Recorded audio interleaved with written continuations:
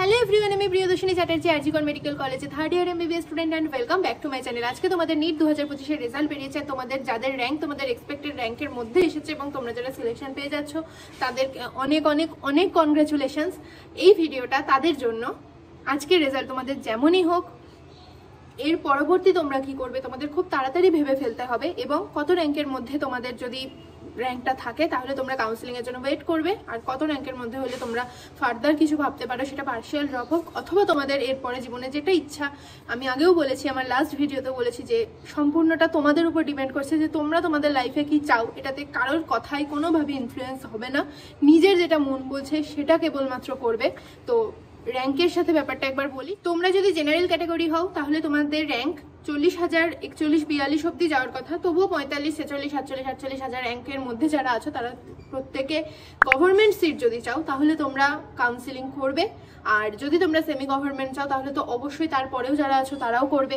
যদি তোমরা OBC A অথবা ওবিসি বি ক্যাটাগরি থেকে বিলং করো তাহলেও তোমরা গত বছরের অনুযায়ী 60,000, 70,000 রিস্ক নিও না, কারণ আগের বছর কি হয়েছিল, ইডব্লিউএসটা হঠাৎ করে কাট অফটা এতটা কমে গেছিলো যে অনেকে আছে কাউন্সিলিংই করেনি ভয় পেয়ে গিয়ে। তো যাদের ক্যাটাগরি আছে আমি বলবো যা লাস্ট ইয়ার কাট অফ গেছে তার থেকে 10, 20, 30,000 র্যাঙ্কের বেশিও যারা আছো কাউন্সিলিংয়ে পার্টিসিপেট করো।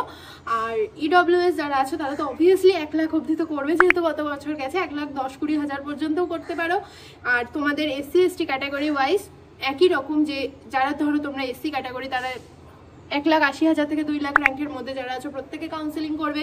এসটি ক্যাটাগরি যারা আছো মোটামুটি তো 4, 4.5 লাখ অবধি তো যাই, তো তোমরা যারা 5, 5.5, 6 অবধিও করতে পারো। এগুলো কি বলতো, কতজন ক্যাটাগরিতে ক্যান্ডিডেট আছে সেটার উপর এত বেশি ডিপেন্ড করে যে সবটা মানে ঠিকঠাক প্রেডিকশন করা যায় না। আরেকটা কথা, যাদের মনে হচ্ছে যে আমার হয়তো এবছর সিলেকশন হলো না বা কিছু, যারা এতক্ষণে অন্তত রেজাল্টের পরে শিওর হয়ে গেছো তারা একদিনও নষ্ট করো না, নিজেরা যেটা চাও সেটার জন্য লেগে পড়ো, থেমে থাকা যাবে না। তোমাদের মধ্যে অনেকেই আছে যারা পার্শিয়াল ড্রপ দিতে চাও, তারা আমাকে অনেকবার বলেছো সেটা নিয়ে ভিডিও বানাতে, সেটা নিয়ে আমি ভিডিও বানাবো।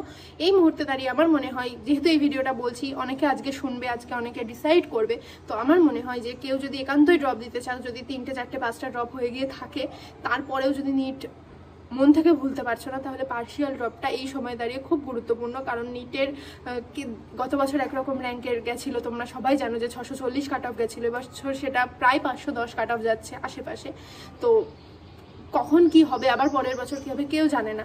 যদি সম্ভব হয়, যদি তোমার একান্তই প্রথম ড্রপ না হয় কি দ্বিতীয় ড্রপ না হয়, তাহলে পার্শিয়াল ড্রপ নিয়ে যদি করতে পারো তাহলে আমার মনে হয় সেটা একটা সময়ের সাথে নিজেকে আপডেট করা উচিত, সেটা একটা বিচক্ষণতার পরিচয়। এবং যা করবে, নিট যদি দিতে চাও নিটের থেকে তো ডিস্ট্র্যাক্ট হওয়া যাবে না, কোনোভাবেই ডিস্ট্র্যাক্ট হওয়া যাবে না, নিজের পড়াশোনাটা চালিয়ে যাও। আর আবার বলছি, যাদের আজকে সিলেকশন হয়ে গেল তাদের অনেক অনেক অনেক কনগ্রাচুলেশনস। আর আশা করি তোমরা সবাই তোমাদের পছন্দের কলেজ পেয়ে যাও। কলেজ কাউন্সিলিং নিয়ে যদি তোমরা কোনো ভিডিও বানাতে বলো তাহলে আমি অবশ্যই বানিয়ে দেবো। আর এই ভিডিওটা এখানে শেষ করছি, টাটা।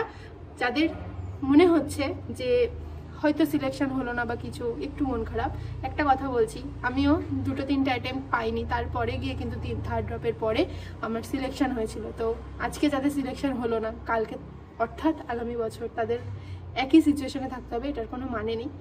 অনেকটা খারাপ দেখার পরেই ভালো কিছু আসবে, সেটার উপর বিশ্বাস রাখো, সব কিছু খুব ভালো হবে। টাটা।